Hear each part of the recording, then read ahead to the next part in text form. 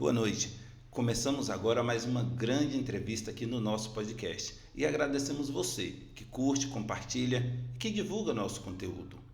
Hoje recebemos aqui na nossa mesa um grande advogado de nossa cidade, ele que também é empresário, pecuarista, pai, cristão, filantropo, maçom. É com muita satisfação que recebemos o Wellington Ferreira Aguilar Júnior, doutor Wellington. Muito obrigado por sua presença, é muito bom tê-lo aqui. E para a gente começar, o Wellington por Wellington. Quem é o Wellington Aguilar? Boa noite, Marlon. Eu sou um cara que nasceu em Medeiros Neto, sou filho de pessoas também naturais de Medeiros Neto. Meu avô já era daqui, então tenho raízes fortes aqui em Medeiros Neto. E aqui constituí família. Ao me formar, vim para cá exercer minha profissão, fiz grandes amigos, então eu sou um cidadão de Medeiros Neto. Certinho, meu amigo. Então, a sua infância, você disse também que foi toda aqui em Medeiros, estudou aqui ou foi dessas pessoas que estudaram em outras cidades para depois retornar aqui para Medeiros? Como é que foi ali os seus primeiros anos de vida? Ô Marlon, os meus primeiros anos de vida aqui em Medeiros Neto, eu praticamente cresci ali naquela rua em frente ao hospital, que é a Rua do Fórum do hospital. Ali permaneci até o início da minha adolescência. Estudei um breve período em Teixeira, no ensino médio, né? Começando ali o ensino médio, num pensionato, até com alguns amigos de Medeiros Neto que moraram lá comigo também, um pensionato estudantil. Depois retornei para Medeiros Neto, realmente foi um breve período e por aqui fiquei. Pronto, então você faz então toda a sua educação inicial aqui em Medeiros Neto, que são os primeiros anos na escola, né, pegando ali o que a gente chama hoje de ensino fundamental 2, que é até o nono ano, para depois você migrar para Teixeira para fazer alguns anos e em seguida retorna, não é Exatamente, eu estudei aqui na escolinha Olido dos Vales, com a professora Augusta. Depois fui para o Monteiro Lobato, lá com a diretora Roseli. Posteriormente, o João 23, o Deolizano, como a maioria dos jovens aqui de Medeiros Neto. Isso, então tem as suas lembranças de infância estudantil enraizadas aqui em nossa cidade, não é isso? Exatamente, aqui em Medeiros Neto. Certinho. Você vai para Teixeira, né? Como você diz, estuda ali um período de ensino médio e acabou confidenciando aí que alguns amigos, um pensionato, né? Alguma história bacana para contar dessa turma que esteve lá com vocês, desse período lá em Teixeira de Freitas, alguma recordação, alguma lembrança que você pode trazer desse curto período, né? Como você disse. Foi um curto período, mas foi um período bacana, foi um período bem divertido. Lá nós tivemos bons amigos lá e a grande maioria dos jovens de Medeiros Neto, e tem até uma história realmente, e foi uma boa história e a última história, né? Porque foi por daí que encerrou a ideia da pessoa que fundou, que criou esse pensionato, que era o seu Adão, lá de Teixeira. Um amigo querendo dar um susto em mim e em Diego, né? Que é meu primo e estava lá comigo, resolveu colocar uma bomba na janela, aparentemente para assustar só nós dois. Agora, quem levou susto mesmo foi o dono da casa. Então, ele resolveu que realmente não dava para manter um pensionato masculino, as aprontações eram muitas, né, dos jovens que ali estavam, e decidiu dissolver esse pensionato. E nós retornamos todos por conta dessa brincadeira desse amigo.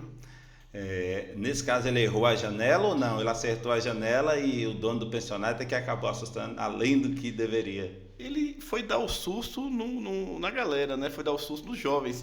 Mas o dono do pensionato é um senhor assim já de mais idade, deve ter dado aquela arritmia e falou: rapaz, esses caras vão acabar me matando aqui. Então decidiu encerrar o pensionato. Pensionato masculino não foi uma boa ideia. Não foi terminantemente, não foi uma boa ideia. Certo. E aí você termina, né, o ensino médio, retorna então para Medeiros.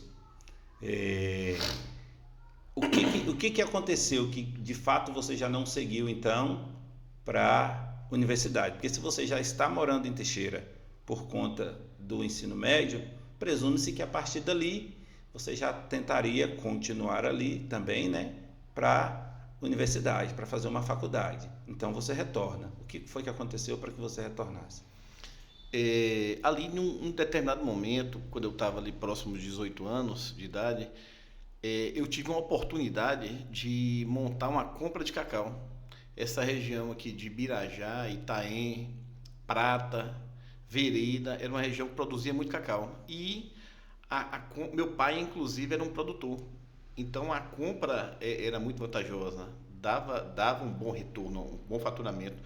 E aí nesse período, eu, bem jovem, 18 anos, com uma receita bacana do empreendimento, eu decidi não prosseguir na faculdade. Imediatamente, então, Imediatamente eu você decidi. não buscou, né, a faculdade, preferiu então fazer esse investimento. Isso durou o quê? Um ano, 2 anos, 10? Deve ter durado em torno de uns 4 a 5 anos. Uns 4 a 5 anos. E aí você esteve bem ativo então na parte comercial, né? Exatamente. Ali em Birajá, eu montei uma compra de cacau e tinha toda uma estrutura. Conheci o pessoal da Joanes em Itabuna, inclusive o Carlos Coelho, que era uma pessoa num alto cargo dentro da empresa, me deu muita oportunidade, me deu muito acesso. Então foi um período assim muito próspero. E aí, com todo aquele faturamento, com toda aquela vantagem no negócio, com todo aquele lucro, surgiam também grandes compromissos, então não sobrava tempo, a distância também era muita entre Birajá e Teixeira. Na época a estrada era de chão, 13 quilômetros de estrada de chão, então era impraticável naquele período fazer faculdade. Beleza, então. Mas de qualquer forma, a gente pode entender que foi o conforto dessa oportunidade que fez com que você tivesse essa atitude.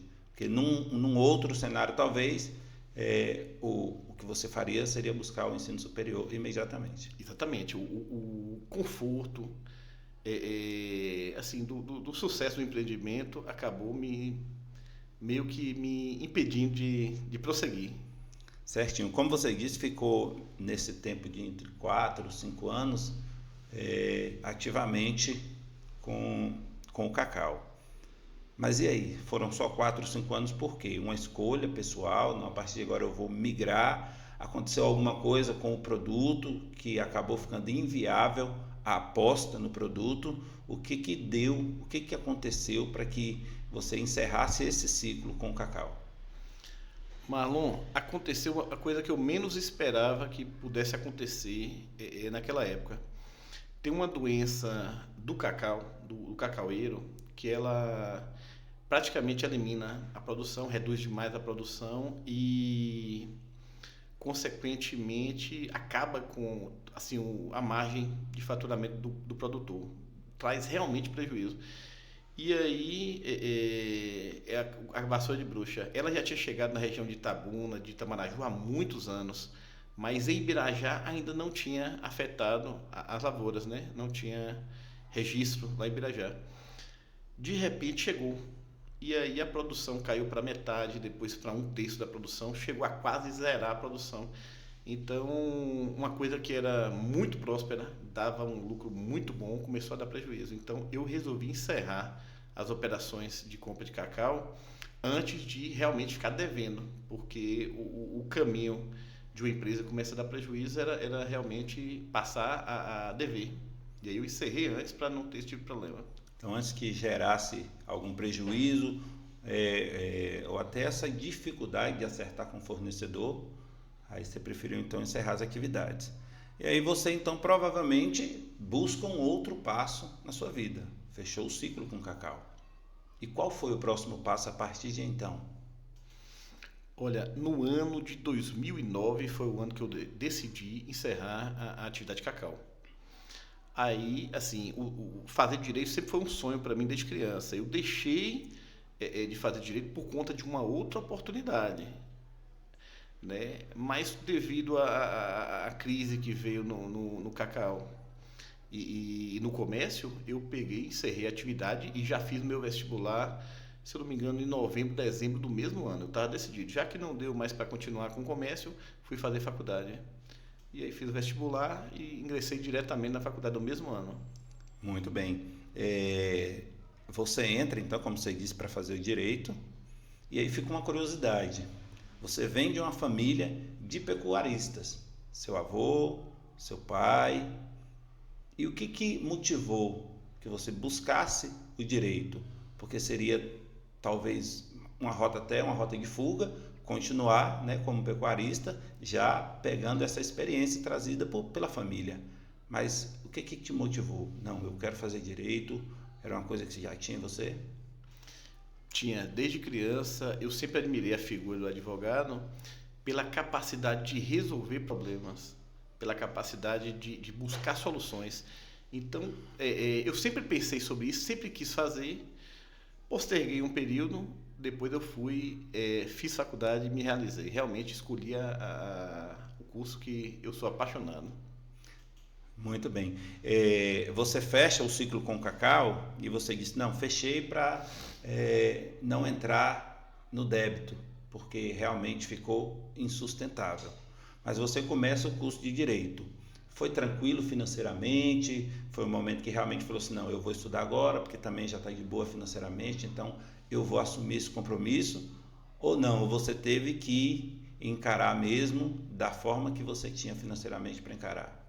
Não, foi um período que teve uma reviravolta na minha vida, realmente, porque eu vinha de um momento de conforto e tranquilidade, com um empreendimento muito bem sucedido. Esse empreendimento que me dava um bom retorno já tinha encerrado, então foi uma receita, uma renda que eu já perdi. E aí, nesse período, meu pai também teve um problema financeiro que ele sofreu um golpe. Ele sofreu um golpe. Minha irmã estava fazendo faculdade de medicina particular em Colatina e minha mãe estava fazendo faculdade de Direito em Itamaraju. Então era um período de um gasto muito, muito grande, muito alto e um momento de uma perda de renda e um golpe financeiro. Então foi um momento terrível. Realmente não foi um bom momento para a gente. Mas mesmo assim você viu que era o momento para seguir, até porque também se deixasse para depois, né? A gente conta aí um tempo de formatura da sua irmã, da sua mãe, para depois você iniciar, realmente poderia ficar uma lacuna de tempo muito grande a se recuperar depois, não é isso? Exatamente. Minha irmã estava fazendo medicina. Ela estava no final do primeiro ano de medicina. Se eu fosse aguardar minha irmã formar, minha mãe concluir também para ingressar, talvez esse entusiasmo que eu estava naquele momento passasse e eu não concretizasse esse sonho de ser advogado. Como é que é você estar no momento de glória, né? A gente pode dizer assim, com o seu investimento no Cacau, e que te trouxe um estilo de vida diferente, e aí quando você se vê na condição de ter que baixar o seu estilo de vida, baixar a forma que você estava vivendo, para encarar uma situação mais difícil, mais dura, né? E também tendo que estudar. Tem assim um choque de realidade nesse momento? Ah, com certeza, com certeza. Você vem de uma infância em que você não passou nenhum tipo de privação, nenhum tipo de dificuldade. Você se torna um jovem ali com 18 anos, com um bom faturamento.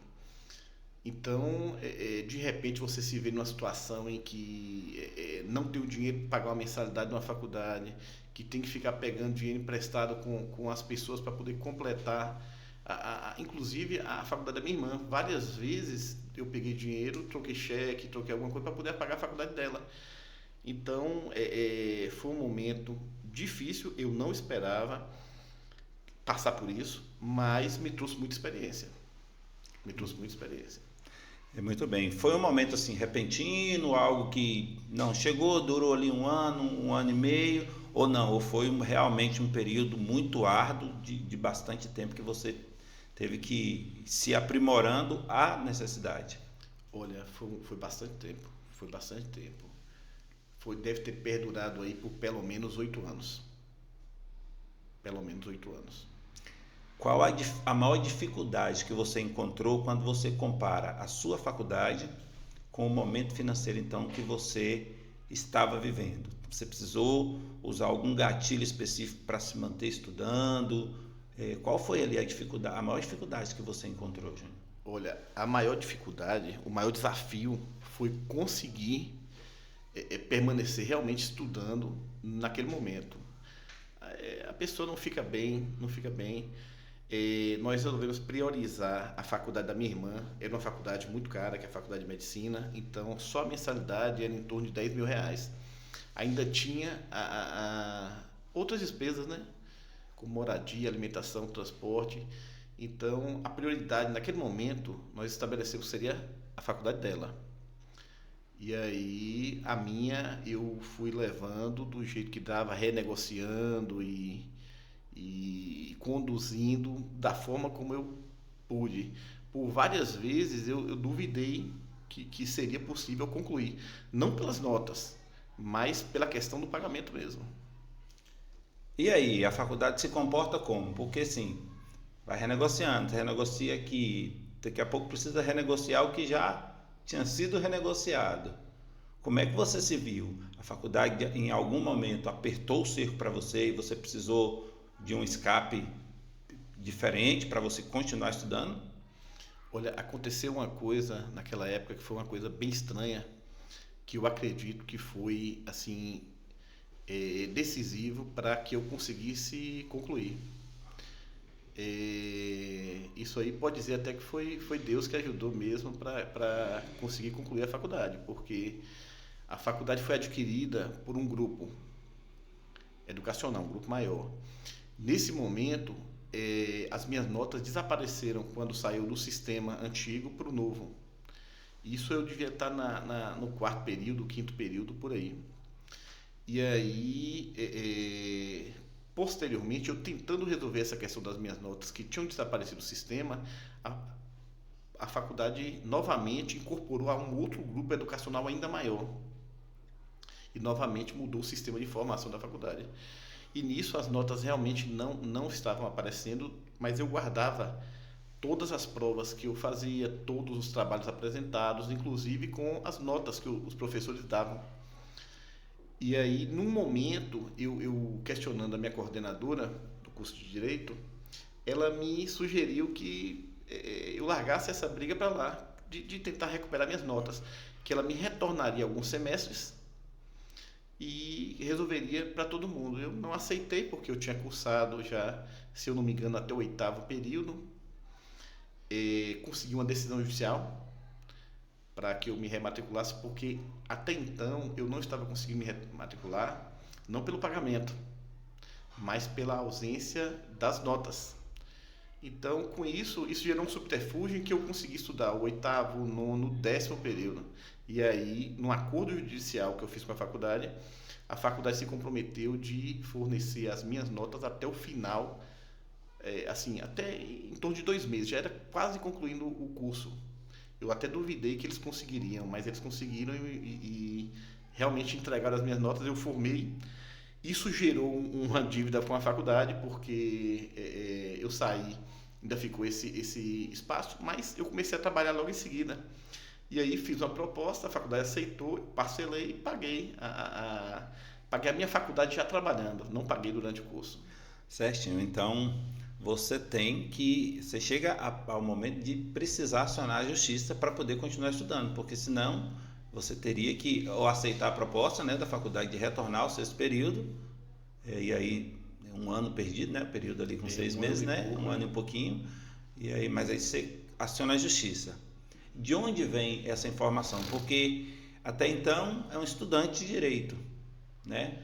Mas de onde veio essa informação, essa brecha? Quem sinalizou para você? O Marlon, na própria faculdade de Direito, você aprende a identificar os erros.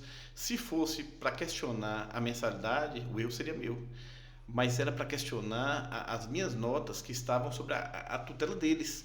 Então, eu logo identifiquei. Eu estagiava no escritório de Direito Previdenciário com o professor Dr. Marcos Diógenes, excelente advogado, e ele que realmente acionou a faculdade me representando, porque como estudante eu não poderia fazer isso. E foi isso. Então veio daí esse direcionamento, né, do escritório. Foi o primeiro lugar que você estagiou? Foi o lugar que você ficou mais tempo estagiando? Ou onde você aprendeu mais? Foi. Lá realmente foi onde me direcionou para a minha atividade profissional, para a minha principal função aqui no escritório, que é o direito previdenciário. Então você conclui o seu curso e direciona o seu trabalho para o direito previdenciário. Exatamente. Eu, não, durante a faculdade, já no estágio, eu estagiei com o Dr. Marcos Diógenes por uns 3 anos. Então lá, o que eu mais fazia era trabalhar com direito previdenciário. E aí eu acabei gostando, conhecendo, me aprimorando mais no direito previdenciário. E quando eu formei, eu já estava decidido. Era a área que eu gostaria de seguir. Muito bom. Então, uma boa referência, né, de um escritório muito conhecido. E é ali então que você se apaixona pelo direito previdenciário estagiando. Quando você termina, aí você se torna então um associado ou não? Já busca diretamente seu caminho? Quando eu terminei a faculdade, eu virei um associado, permaneci nesse escritório por mais, assim, quase um ano. Naquele período teve uma eleição aqui em Medeiros Neto e eu prestei suporte jurídico à ex-prefeita, a doutora Jadna, e daí surgiu um convite para que eu viesse trabalhar na procuradoria do município, como advogado do município, procurador do município. Eu aceitei, até porque eu já estava com muita vontade de montar um escritório em Medeiros Neto, e aí daí surgiu um suporte, né? Você está trabalhando, você tem aquele salário, você não precisa buscar tanto cliente. E aí eu tive esse suporte inicial para montar o escritório. Certinho. Ô Júnior, voltar um pouquinho no momento que você termina, mas ainda tem a OAB. Porque no direito a gente tem essa peculiaridade, né? Você termina o direito, mas você ainda precisa fazer a OAB para exercer de forma independente a profissão. E aí, nesse tempo, como é que foi se concentrar, né? Porque a gente sabe que você tem que estar focado, tem que estar concentrado, são 2 etapas e você precisa passar, porque o quanto antes você está disponível no mercado. Alguma curiosidade desse tempo? Precisou renunciar a algumas coisas? Precisei sim. Eu me lembro que no 10º período de faculdade eu passei na primeira fase da prova do OAB. Ali, mas estava aquela correria, apresentando monografia, concluindo as últimas provas, né, as últimas avaliações. Não adiantava nada terminar aprovado na OAB e reprovado na faculdade. Então, eu tive que me dedicar primeiramente a concluir minha faculdade. Mas, mesmo assim, passei na primeira fase da OAB. Acho que novembro a dezembro daquele ano. A segunda fase, se eu não me engano, foi em torno de fevereiro. Então, assim que eu passei na primeira fase, eu fui para a casa da minha irmã em Teixeira. Tive que abrir mão de alguns finais de semana, tive que abrir mão do convívio social, até com a própria família, estudando, né? Porque eu tinha muita vontade de exercer plenamente a advocacia. E não adianta só estar formado, você tem que ter a OAB. Então eu realmente, durante uns 2 meses ali, mal saía de casa. Era só para o cursinho que ficava na rua, do fundo da casa da minha irmã, e voltar. Era só isso. Muito bem. Se lembra do primeiro processo vencido? Como é que se deu? Com quem que foi? Já estava além da faculdade? Foi ainda no período estudantil? Como é que foi? O primeiro processo vencido foi exatamente no direito previdenciário. Ele foi um processo que me marcou bastante porque foi da minha sogra. Eu estava namorando com a minha mulher, com Daiane, e em conversa com ela eu descobri que o pai dela tinha falecido há muitos anos, e tantos anos, há uns 14 anos, até a própria documentação dele já tinha se perdido nesse tempo. Aí foi desafiador. Eu conversei com a mãe dela, tive que ir na Secretaria de Segurança Pública fazer o levantamento de RG, na Receita Federal, buscar o CPF, nem esses dados a gente não tinha. Então, promovi essa ação, eu mesmo preparei todas as peças, peça por peça. O Dr. Marcos Diógenes assinou, porque eu estava na faculdade, ainda era aluno. E aí, quando veio o resultado positivo, aí foi fantástico. Porque além de ser minha sogra, né, eu querer muito aquele resultado positivo, teve todo aquele trabalho complexo antes do processo que acabou, eu senti realmente como se a vitória tivesse sido minha, resultado do meu trabalho. Então, para mim foi muito gratificante, me deu ainda mais certeza que eu queria trabalhar na área previdenciária, e esse pode ter sido o meu primeiro processo, talvez um dos que eu tenha mais assim, que eu me recorde com mais carinho. Certinho, até porque também você ainda estava cursando, né? Então, o primeiro desafio que apareceu para você já foi um desafio realmente grande, porque, como você disse, tinha ausência de documentos e tinha uma lacuna muito grande para preencher, né? E você, como disse, fez todo o processo, né? Assinado pelo Dr. Marcos, mas você fez todo o processo. E aí você se sente então realizado nessa situação. Exatamente. Júnior, em 2014, né? Que você disse que conclui a OAB e aí se vê disponível para atuar no mercado. Mas aí me vem um questionamento.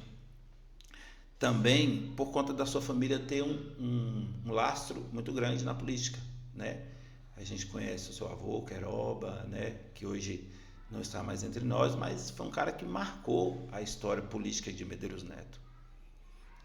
Por que não ter caminhado politicamente, no sentido da eleição, né? Porque político a gente exerce a política quase todos os dias, né? Mas por que não caminhar politicamente no sentido de concorrer? Olha, realmente, meu avô era apaixonado pela política. Meu avô, ele respirava política, ele gostava mesmo do meio. Minha mãe também é fascinada por política. Eu gosto, não vou dizer que não gosto, não, gosto da política. Agora, eu não queria fazer da política, assim, um meio de vida. Eu precisava, assim,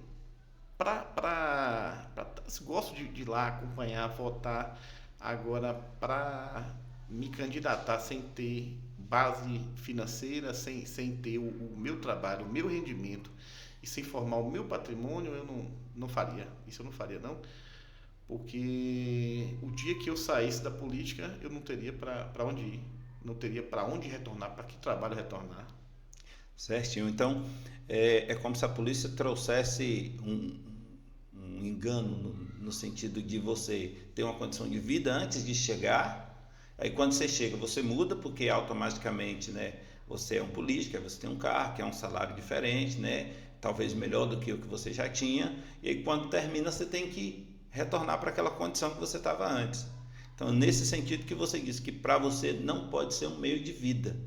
Exatamente, porque é aquela coisa, se você trabalha numa prefeitura, se você é um concursado, você está ali e seu cargo é efetivo. Agora, se você disponibiliza seu nome a participar de uma eleição, ganha, você passa a viver de uma outra forma, você se torna um homem público, e aí você tem uma vida que ela tem que se renovar a cada 4 anos com a nova eleição. Se você perde aquela eleição ou não disputa, você tem que voltar para uma vida profissional que você tinha antes. E se você não fez uma base, você vai voltar para onde? Muito bem. Aí você, então, ao concluir a OAB, você direciona a sua carreira. Fica mais tempo em Teixeira de Freitas, imediatamente retorna para Medeiros Neto. Esse tempo entre a OAB e seus primeiros passos, independente, porque agora você já passa a responder por suas questões você mesmo. Como é que foi esse início, esse pontapé? Olha, como eu falei antes, eu fiquei quase um ano no escritório do Dr. Marcos, ainda como associado. Mas eu tinha vontade de montar meu escritório em Medeiros Neto. Tanto que eu não morei em Teixeira nesse período, eu ia e voltava todos os dias. Então, para mim era muito mais cômodo montar meu escritório aqui em Medeiros. Até porque meu filho tinha acabado de nascer, o Bernardo, e eu queria ficar mais tempo com minha família. Então, eu estando aqui, eu poderia almoçar com eles, teria mais tempo, tomar café com eles, teria mais tempo com a família. E aí, eu, naquele ano, se eu não me engano, 2015 ou 2016, teve eleição municipal aqui em Medeiros Neto. E aí, a convite da ex-gestora, ex-prefeita Jadina, eu acompanhei, prestei serviço de assessoria jurídica durante a eleição e, posteriormente, tive o convite para trabalhar na procuradoria como advogado do município, procurador do município. Aceitei o convite, com entusiasmo, porque já era uma coisa que eu queria trabalhar em Medeiros Neto. Montei meu escritório e estou no mesmo escritório até hoje. Então, foi uma baita oportunidade essa de voltar para Medeiros Neto e um pontapé inicial para montar o meu escritório. Certinho. Então, você pode dizer que essa oportunidade política, né, que foi o processo eleitoral, com o êxito do lado que você estava apoiando ali, então foi uma oportunidade que acelerou provavelmente a sua vinda para Medeiros Neto, né? Tudo bem que já era algo que você pensava, mas essa oportunidade de vir trabalhar, né, no município, ela acelera então a sua vinda para cá. Um outro detalhe é o seguinte: então você tem a experiência nos dois segmentos, no segmento público e no segmento privado do judiciário. Alguma diferença? O que você pode destacar para a gente que é melhor no privado, é melhor no público, ou poderia melhorar em ambas as situações? Como profissional, eu prefiro o privado. Realmente eu tive a experiência no público e no privado, então eu posso avaliar. Desde criança, eu sempre tive um tino comercial. Eu sempre gostei do comércio, eu sempre gostei de trabalhar. E aí, no privado, eu tive a oportunidade de me preparar assim, fazer curso, me atualizar, me profissionalizar cada vez mais naquele tema que eu trabalho principal, que é o direito previdenciário.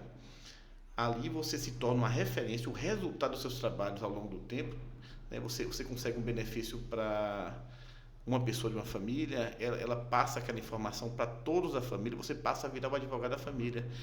E ao longo do tempo, aquela propaganda boca a boca te traz um número muito bom de clientes. Enquanto no setor público, por mais que você se esforce, infelizmente, você permanece no mesmo lugar. Não existe um crescimento no setor público. O reconhecimento talvez ele seja mais demorado no setor público, né? O reconhecimento até existe, aquele negócio assim, ele é muito bom no que faz e tudo, mas financeiramente o reconhecimento não existe. É o salário que você está recebendo e pronto. Certinho. Então, dessa sua trajetória aí, qual é aquela causa que você considera a causa mais difícil, mais trabalhosa, o que exigiu mais de você? Olha, existiram centenas de causas mais complexas, mas teve uma causa em que foi até fora do padrão do escritório, em que a pessoa me trouxe um divórcio para fazer e numa semana ela me trouxe, assinou a documentação, na outra ela estava me cobrando a certidão de divórcio porque ela ia se casar de novo. Então, me apertou muito, foi aquela correria. Ali realmente foi tenso. Foi o caso mais tenso do escritório. Agora, outros mais complexos. Agora, desse modelo aí eu nunca tinha visto, não. O cara pedir o divórcio hoje porque está com o casamento marcado daqui a 60 dias, 40 dias. E num final de ano ainda. E, se eu não me engano, era no ano do mês de dezembro. Podia estar pertinho do recesso de Natal. Aquilo foi cabuloso. Mas e aí, o resultado? Deu certo, não deu certo? Como você disse, podia ser recesso, alguma coisa nesse sentido? Deu certo. Mais uma vez, então. O cara divorciou, casou, tá feliz, deixou a barba crescer, tá fantástico, cara. Muito bom. E aí, mais alguns casos desafiadores que você pode trazer para a gente, até como exemplo, né, para quem está nos assistindo, entender como é que funciona direitinho esses desafios que o meio jurídico traz? Olha, o meio jurídico, ele não segue um padrão, não. Cada caso é diferente do outro. Eu sou apaixonado por resolver problemas, independente da forma como eles venham, né? Então eu ouço todas as pessoas que me trazem suas demandas, eu analiso caso a caso. Tive casos realmente complexos, casos em que mexe até com a emoção da gente, com o nosso psicológico, porque eu me lembro de que a pessoa, um funcionário de uma boa empresa no estado de Minas Gerais, ele se acidentou. E aí se aposentou muito bem por incapacidade, assim, praticamente no teto do INSS. Ele recebia 7 mil e poucos reais. E estava tranquilo. Teve uma situação em que o INSS fez um pente fino, chamou os aposentados por invalidez para uma perícia. Conclusão, cortaram a aposentadoria dessa pessoa, desse senhor.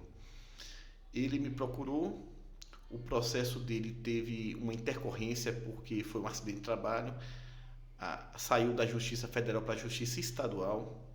Na Justiça Estadual não teve a mesma celeridade que vinha ter na Justiça Federal.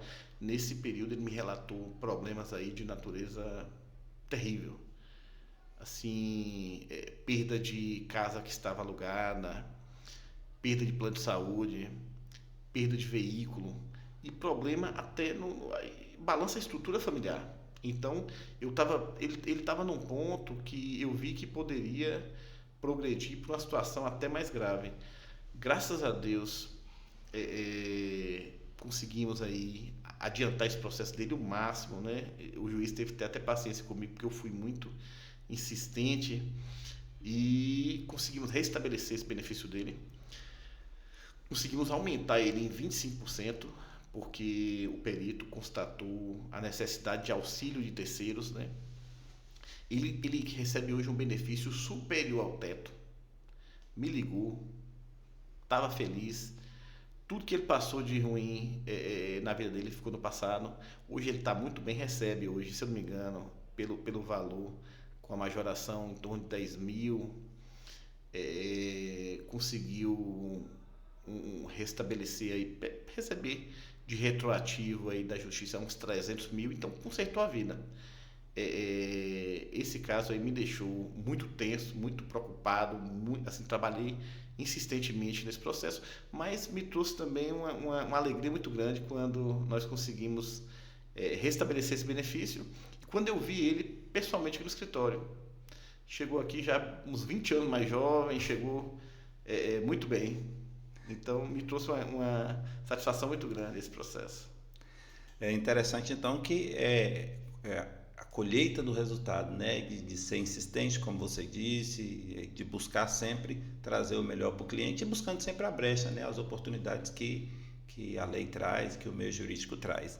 Alguma curiosidade também ou alguma oportunidade de quando você estudava e de que depois essa pessoa se tornou seu cliente, seja da época que você estagiou ou não? Você tem alguma coisa nesse sentido que pode contar? Tenho assim, diversas pessoas que me deram oportunidade como estagiário, né, que tiveram essa confiança, depositaram essa confiança em mim. Depois eu pude retribuir, e alguns eu retribuí inclusive como advogado.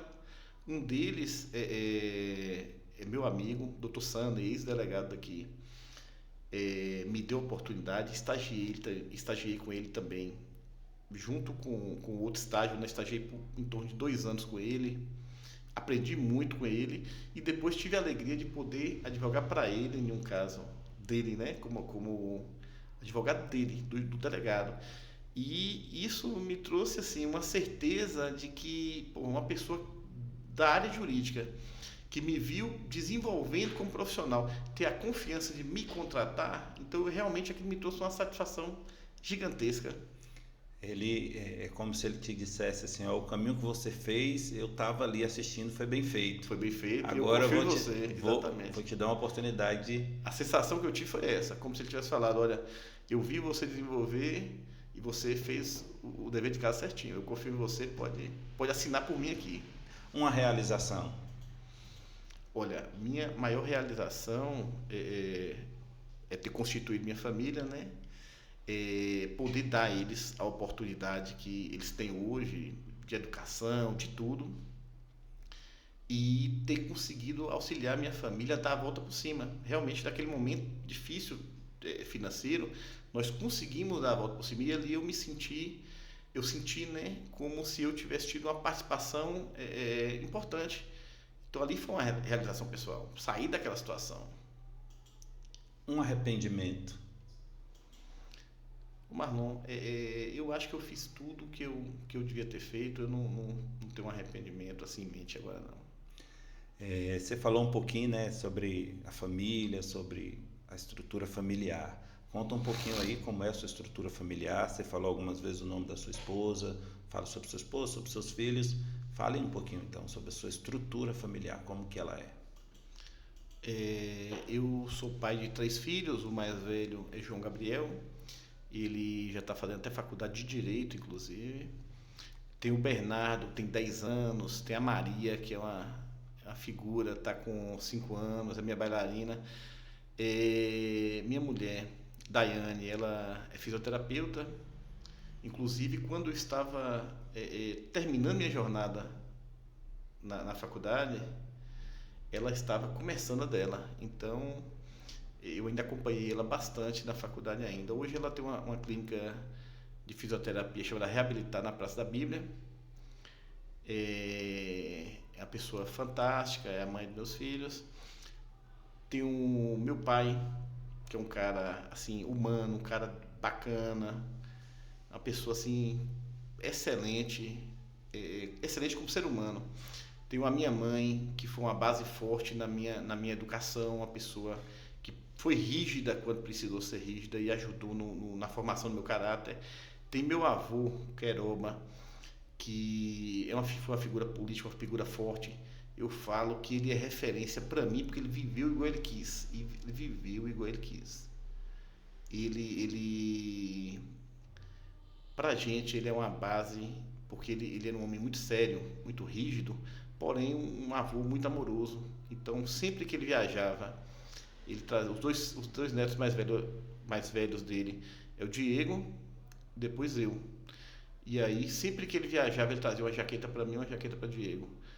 A primeira bicicleta, se eu não me engano, minha e Diego, ele deu uma verde e uma azul. Então, foi uma pessoa assim que fez parte da nossa infância e foi a figura marcante, a grande figura marcante da família foi ele. Então, pode-se dizer que ele é o pilar onde desenvolveu a nossa família.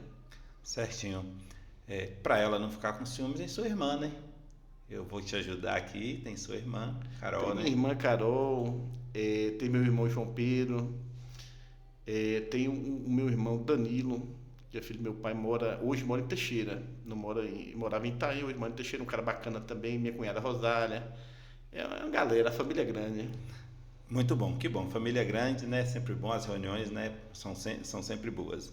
Voltando a falar de sua profissão, é possível citar, quando você olha para trás, as amizades que a profissão te deu? Você foi um cara que conseguiu angariar bastante amizades, ou como é que foi aí a sua vida?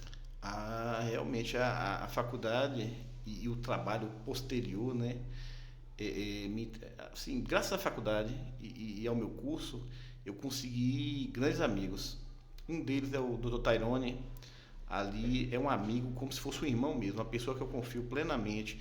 A doutora Jadna, que é uma pessoa alegre, espontânea, assim, a sociedade Medeiros Neto conhece, sou humilde, alegre, espontânea, super bacana. A doutora Cássia e outros amigos que a faculdade e a vida jurídica me deram, né? Muito bem, você se solidifica, né, como advogado, os seus resultados aqui na cidade de Medeiros Neto e na região dão conta da maturidade do seu trabalho, da solidez, né, do seu trabalho. E passados alguns anos, vem a maçonaria na sua vida. De onde é que vem este interesse? Eu sempre tive interesse de compor os quadros da maçonaria. Meu avô. Eu sempre tive interesse por compor os quadros da maçonaria, sempre tive interesse em ingressar, porque o meu avô materno era maçom, pai da minha mãe, e era um homem voltado para a filantropia e para a caridade. Ele realmente era uma pessoa assim, iluminada.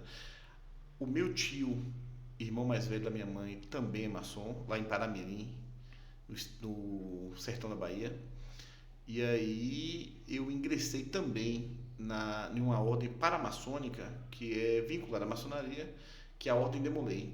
Entrei quando criança, participei de muitos projetos sociais em Teixeira, como Sopão, como aquele que arrecada roupa de frio e agasalho, campanha do agasalho, campanha de Natal, que a gente distribuía cesta básica em Teixeira na época. Então, eu sempre tive vontade E aí eu só deixei para ingressar quando eu tivesse uma estabilidade financeira. Então isso aí só veio no ano de 2018, quando eu me senti financeiramente estável e assim, para que eu pudesse realmente ajudar de alguma forma. Certinho. Hoje você está venerável, administrativamente é o cargo mais alto em uma loja maçônica, é também uma realização para você? Sim, Marlon, realmente para mim foi uma grande realização ter ocupado o cargo de venerável da loja. Principalmente porque foi em decorrência assim, da confiança dos meus irmãos, entendeu? Então, o venerável mestre, ele é como um presidente, ele é o presidente da loja. E aí eu precisei ser votado, eleito, e isso aí demonstrou uma confiança maciça dos irmãos da loja. Então, para mim foi uma realização. Muito bem. Das curiosidades que se tem sobre a maçonaria, uma delas é se é uma religião, se não é uma religião. Você está numa posição de que ninguém é melhor do que você neste momento para falar um pouquinho sobre isso. E aí, a maçonaria é uma religião? Não é uma religião? Traz aí a opinião de dentro para fora agora para a gente saber. O Marlon, na internet tem muito conteúdo sobre maçonaria. Tem muitos maçons que se sentem muito à vontade para falar sobre maçonaria de forma aberta na internet. Eu busco ser mais tradicional, falar menos sobre isso, mas a maçonaria ela não é uma religião, ela é uma sociedade filantrópica. A finalidade dela é realmente a filantropia. Em Medeiros Neto, a gente faz assim anualmente um evento que é o evento do Dia das Crianças, em que a gente tenta fazer assim, um dia, realmente um dia bacana, um dia diferente na vida das crianças. A gente escolhe comunidades menos assistidas, comunidades um pouco mais carentes, pega o número de crianças de 0 a 12 anos da rede pública, compra brinquedos, com a ajuda de parceiros, é claro, ninguém faz nada sozinho, então essas empresas aqui de Medeiros Neto, a Usina Santa Maria, a Corcovado, a Prefeitura Municipal, todos eles ajudam financeiramente com esse evento. E aí a gente organiza um dia de brincadeiras, de arte. No último evento, inclusive, nós levamos um grupo teatral chamado Filhos de Maria. Levamos pula-pula, carrinho de pipoca, carrinho de picolé, cachorro quente, outras comidas, e ensaiamos algumas brincadeiras também e fizemos um dia fantástico junto à comunidade de Jurastaba. É comum a gente também fazer algumas arrecadações e doações de cesta básica e outros itens. Durante a pandemia, a maçonaria de Medeiros Neto prestou pandemia não, durante a enchente, a grande enchente que nós tivemos aqui, entidades de fora de Medeiros Neto, conhecendo a seriedade do trabalho da maçonaria, encaminharam cestas básicas para a maçonaria, para que a maçonaria distribuísse. A maçonaria, em contato com algumas igrejas, fez essa distribuição. Então, a maçonaria, ela puramente, ela é filantrópica. Ela é filantrópica. Algumas pessoas, por desconhecimento, confundem com religião, por ela ser uma sociedade discreta. Porque as pessoas não participam das nossas reuniões. Mas, de forma alguma, há de se confundir religião com maçonaria. Certinho. A maçonaria majoritariamente é formada por homens. Qual o papel da mulher na maçonaria? No caso da esposa, ou se não da esposa, de uma mulher da sociedade? Existe esse papel na maçonaria? Como é que funciona? Existe sim. Elas que são, na verdade, o braço forte de uma loja, né? Nós temos aqui em Medeiros Neto a Fraternidade Ana Neri. Elas que a gente projeta um evento e elas que organizam e ajudam a executar. Então elas têm um papel fundamental numa loja maçônica. Certinho. Os nomes que são escolhidos nas lojas, né, são sempre nomes assim curiosos, né? Aqui é a Cássia, isso? A Cássia do Extremo Sul. Essa inspiração, ela costuma vir de onde? É um caminho já pré-definido? Como é que é? Depende. A acácia é um nome muito comum para nós, né?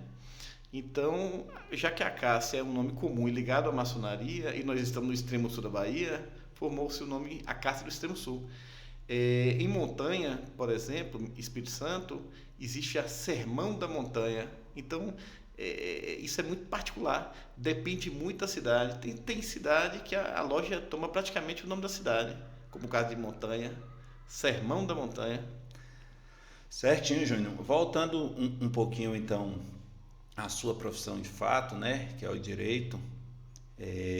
Há uma premissa de que um escritório ele precisa ter ali pelo menos uns 10 anos de vida saudável para existir, né, de forma tranquila. Como é que é? É exatamente isso? Faz parte mesmo da profissão que tem essa maturação?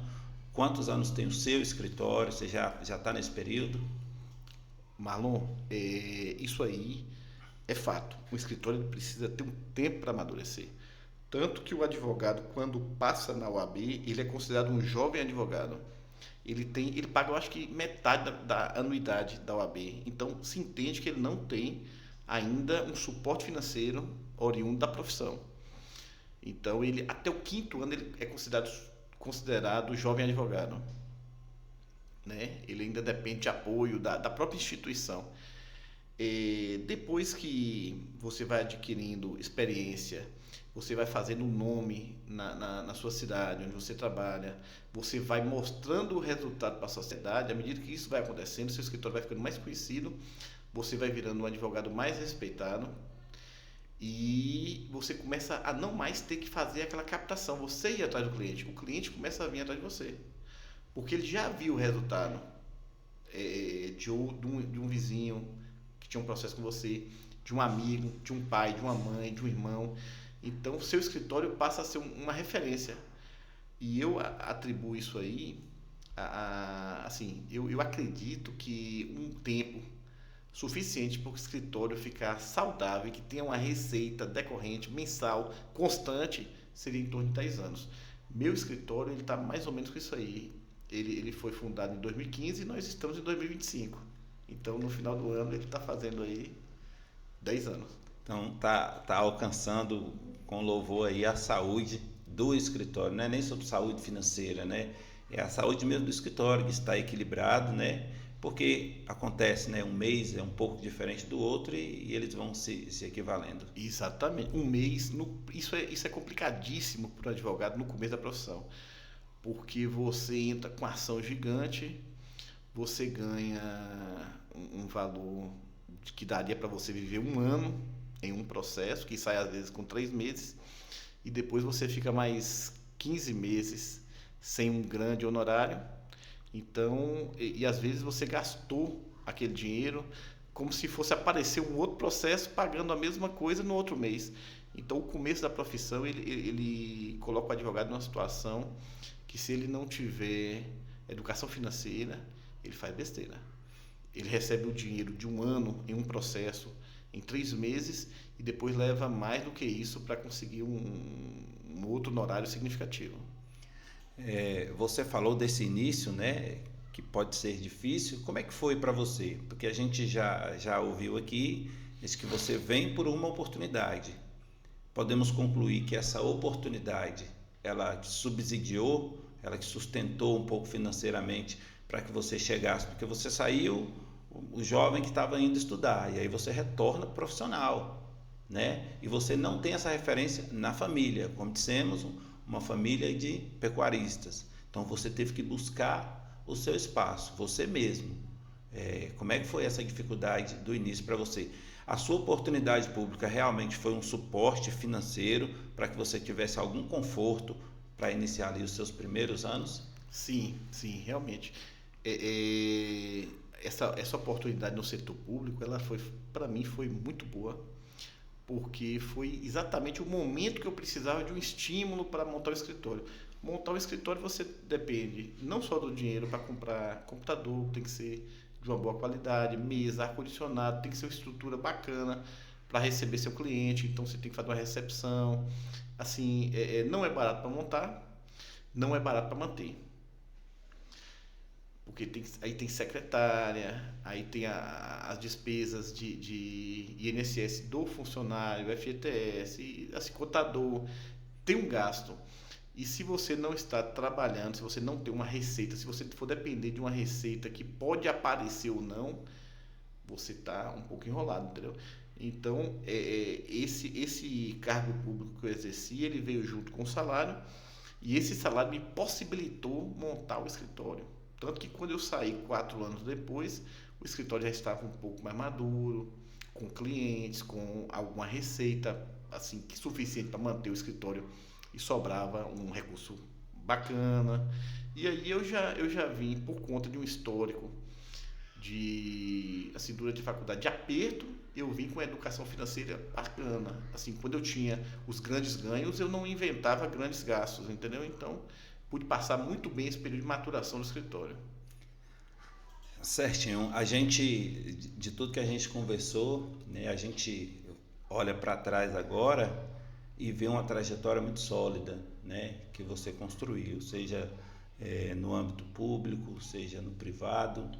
E você tem a oportunidade de ter mostrado isso para seus pais, de ter mostrado para os seus filhos, para sua esposa, dar essa oportunidade melhor para que eles possam estar mais tranquilos para cada um seguir o seu caminho.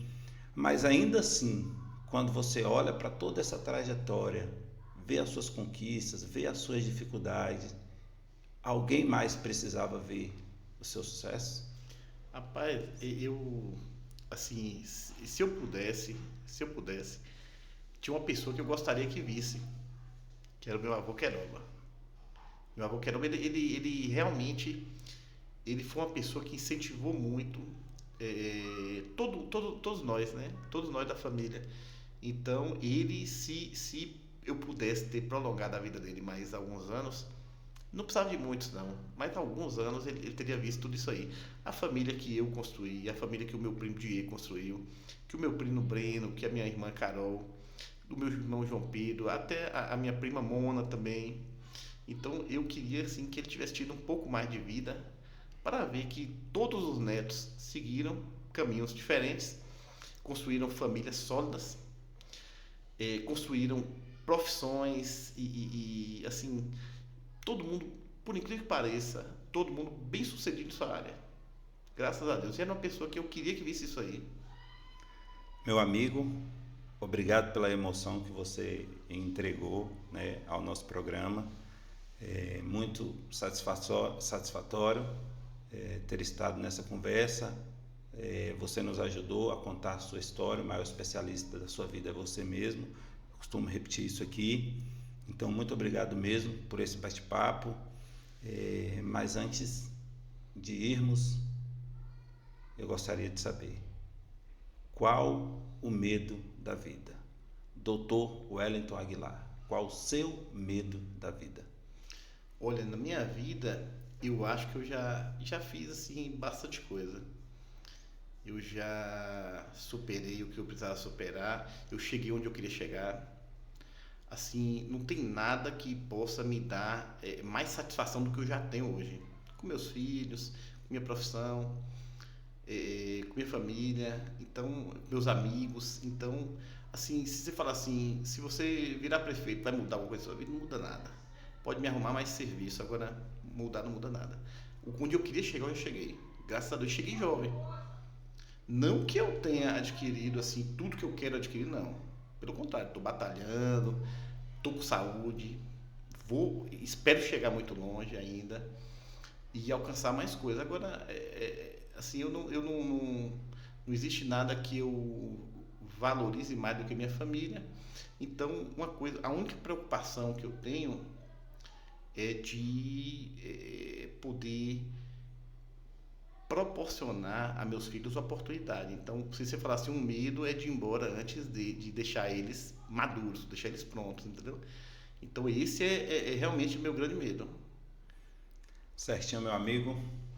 Muito obrigado por sua participação conosco. Foi realmente uma excelente história. Tenho certeza que muitas pessoas assistindo a gente agora vão se espelhar nas coisas que você fez, nas lutas que você travou, nos momentos de dificuldade que te moldaram até o ponto de equilíbrio que você encontra hoje.